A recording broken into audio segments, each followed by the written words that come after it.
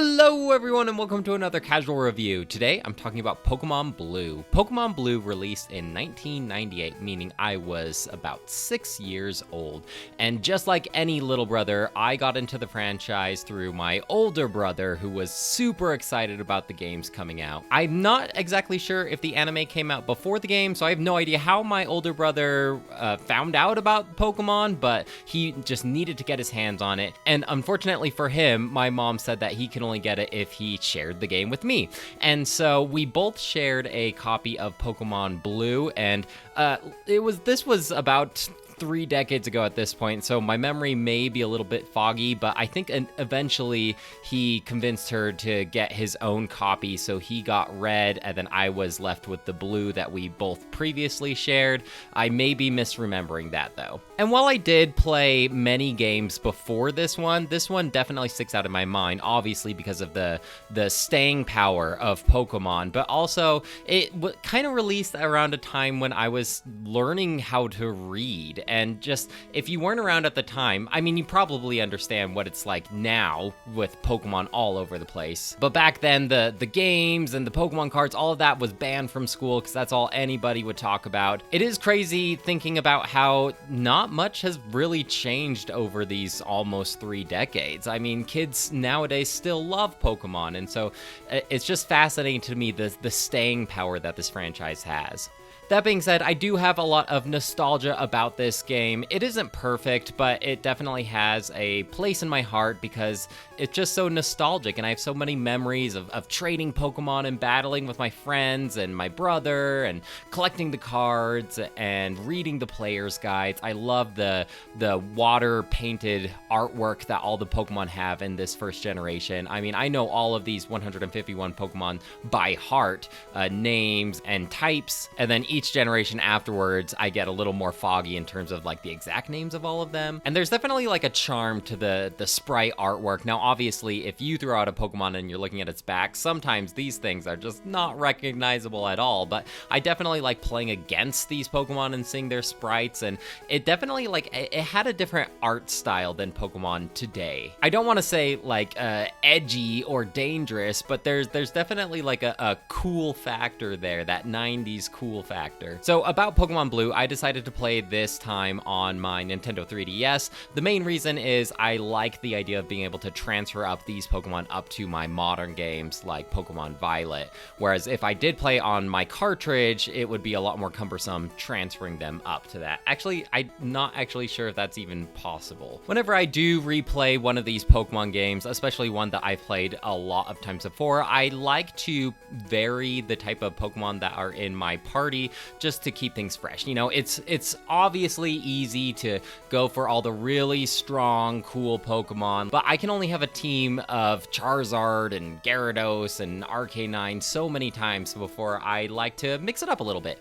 And so this playthrough, I actually opted not to have any of the 3 starters. I chose Squirtle, but I got rid of him pretty quickly, just because I've used Bulbasaur, Squirtle, and Charmander so many times in the past. So I did need an early game pickup, and I did pick the male Nidoran, and I know you're thinking like, well, dude, Nidoking is like one of the most popular Pokemon in the first generation, and I know that, but I haven't used him very often. During my Let's Go Eevee playthrough, I chose Nidoqueen, and Nidoking is a good option just because he has so many different moves that he can learn through HMs and TMs. Like, he can be your Surfer, he can learn Thunderbolt and Fire Blast and Blizzard, and he can learn all these different TMs. So if you have any type gaps in your party, Nidoking is definitely a good pickup. So I picked up Nidoking fairly early into the game, especially because you can evolve Nidorino with a Moonstone at like right when you get to Mount Moon, so that's pretty early into the game, and so he definitely carried me at the beginning of the game. In addition to Nidoking in Mount Moon, I also picked up myself a Paras. I've never used Parasect in a Pokemon party before, and he's always interested me.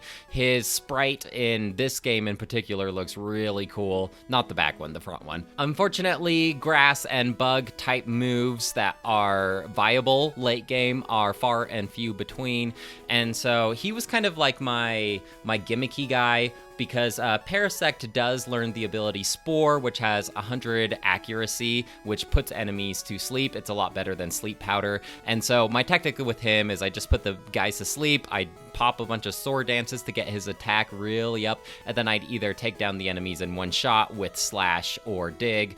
This worked sometimes, but other times, like when I'm facing against the Elite Four, most of the other Pokemon outsped Parasect, so they usually get in Hypnosis or an attack of their own. But if you can manage to get all of those sword dances in, then yeah, he is like a powerhouse. He will one-shot pretty much any Pokemon. High risk, high reward, I guess. I didn't pick up a third Pokemon until Eevee, and I quickly evolved Eevee into a Jolteon. Jolteon became my Thunderbolt machine.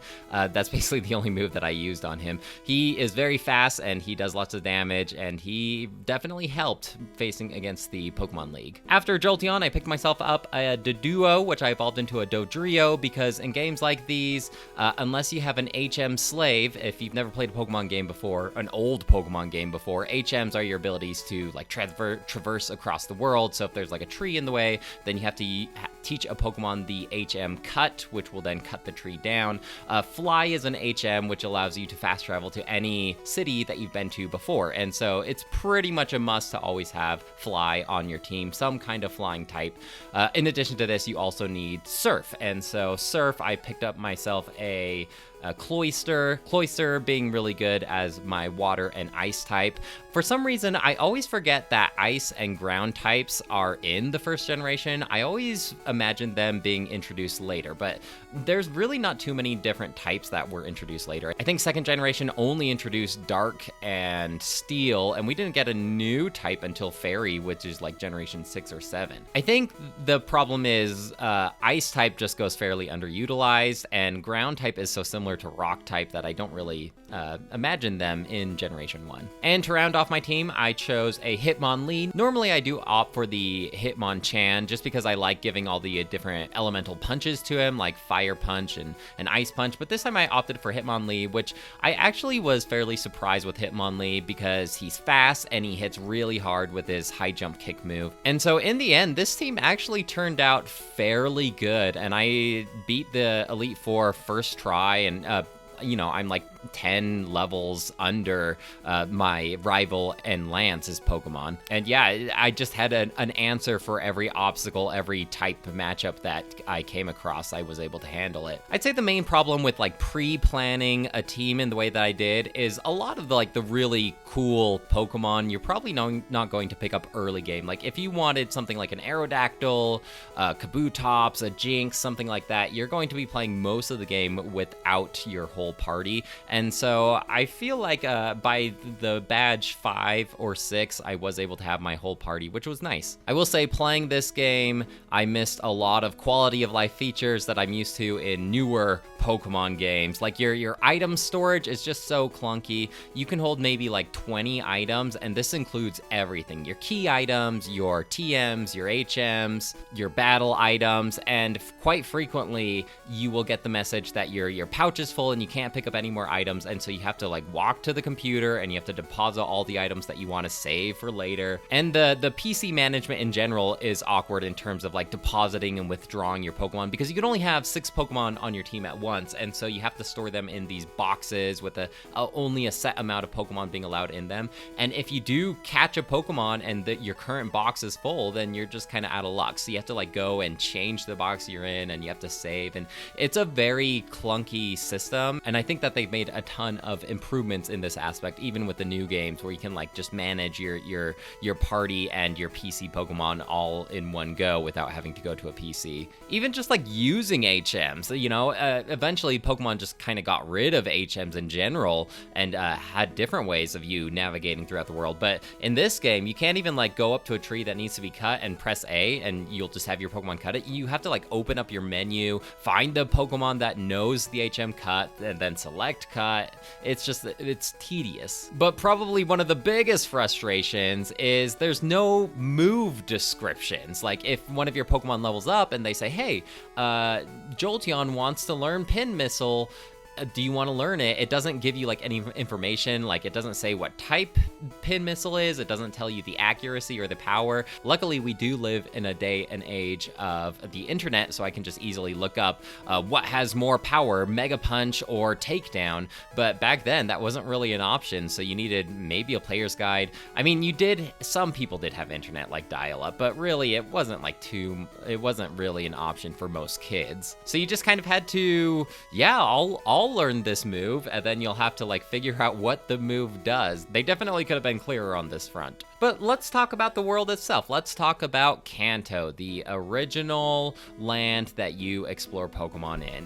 The story is fairly similar to what you're used to at this point. There are 8 gym leaders. You got to defeat all of them throughout the land in order to take on the Elite Four and become the Elite Four champion. Each gym leader has a different typing, and I like most of these gym leaders. Like, I like that the very first gym leader teaches you about different typing effects. Brock, who uses Rock type, and most of the starting Pokemon that you have are only normal type or bug type at the point, and so you really need to learn type matchup either by using your water moves with Squirtle or a fighting move with like Mankey or Nidoran. Even later in the game, you kind of get this option where you choose which path you want to go to, if you want to go take on Sabrina or Koga or even Blaine. Wait, scratch that. I don't think you can take on Blaine until you defeat Koga, but it does kind of branch off where you can kind of like choose your adventure. Some of this stuff, I'm wondering like, wow, how did we ever find out how to play through this game? Because there's some requirements that you needed to do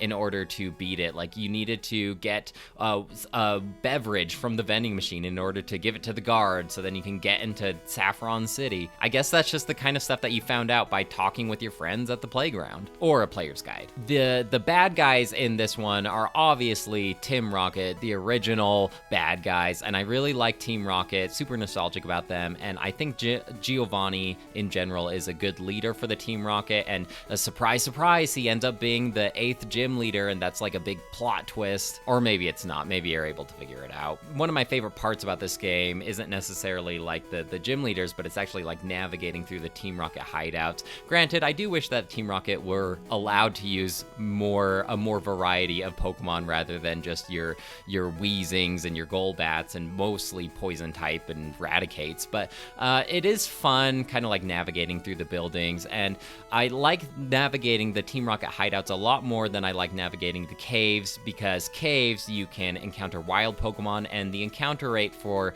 Pokemon in this game is just way too high. You take 2 steps, you encounter a wild Pokemon, take 3 more steps, and there's another Pokemon. I'm inevitably not patient enough to trudge through all these wild encounters, and so I really stock up on all of those repels, which make it so weaker Pokemon don't come up to me and bother my traversal. I will say there are a lot of longer routes that are just stretches of grass and enemy players to battle against, but you need to battle them all just to level up your Pokemon. By the time I did get to the Elite Four, I was fairly underleveled, but I mean, still, it is necessary to boost up these guys. If you do get 50 Pokemon in your Pokedex, because this is back in the day when you did have to get them all, unlike the newer games. They really incentivized you to collect Pokemon and build up your Pokedex. It's not so much becoming the Elite Four champion, but you also wanted to complete your dex. And so you would encounter Professor Oak's aids, which would give you items like the Item Finder and the HM Flash. But if you get 50 in your Pokedex, then they give you the XP All, which I guess is pretty similar to what they do in modern Pokemon games, where if one Pokemon battles, then all of your Pokemon in your party gain XP. They changed this in Generation 2 when they added held items, because then you just give one of your partner Pokemon an XP share. But yeah, this is a pretty interesting item. Unfortunately, I never did get to it because I didn't get 50 Pokemon, even though anytime I would encounter a wild Pokemon that I did not have in my dex at the time, I would catch it. But I didn't like go out of my way to catch them all. One of the frustrating things, especially when you're trying to take on legendary Pokemon and trying to catch them like Moltres, Zapdos, and Articuno, or even Mewtwo, is your Pokeballs can miss in this game entirely. They don't even seal the Pokemon in the ball for one shake. It just gives you the message like, oh no, the Pokemon broke free. But just like all Pokemon games, you do get a Master Ball, only one, but this means that it's like a guaranteed catch. And obviously you're going to want to use this on a Mewtwo, and so it's kind of tradition. It's your reward after you beat the Elite Four. You are able to go into this sealed off cave or blocked off cave, and there resides Mewtwo, and that's like your ultimate reward. It's kind of like, yeah, congratulations, you beat the game. I remember hearing funny stories from my friends back in the day of the ridiculous Pokemon that they wasted the Master Ball on, like Rattatas and stuff. Overall, it was just fun replaying this game. It always is. There's a reason that I've replayed these Pokemon games a bajillion times, and just, you know, every couple months I just get that Pokemon itch where I just need something engaging enough but not too stressful, and this game definitely fits the bill. It's especially if you know what you're doing and you know the type advantages and you know what the moves are, you aren't going to have a tough time here, and you always have access to the internet to help you out if you need it. But no, it's not like something super challenging unless you set restrictions for yourself when you're playing it. I always struggle reviewing games like this because I never know if I should be like completely impartial and not let any other things like nostalgia or franchise knowledgeability to play in effect here, but it is my review. And so I will give this game a 3 out of 5, but if you've never played a Pokemon game before and you don't know what you're doing, I would not recommend starting with this one, because honestly, without all of the quality of life features that were introduced in future games, you're gonna have a frustrating time here. And so for someone coming into this game fresh, I would probably give a lower review. But me personally, I think it's a good game. Definitely like so much respect for it for starting off everything and just being the phenomenon that it was almost 3 decades ago and still is. Well guys, that's it for me. Let me know if you have any questions or comments about Pokemon Blue, and I'd love to hear what you have to say. Otherwise, I'll talk to you later. Bye!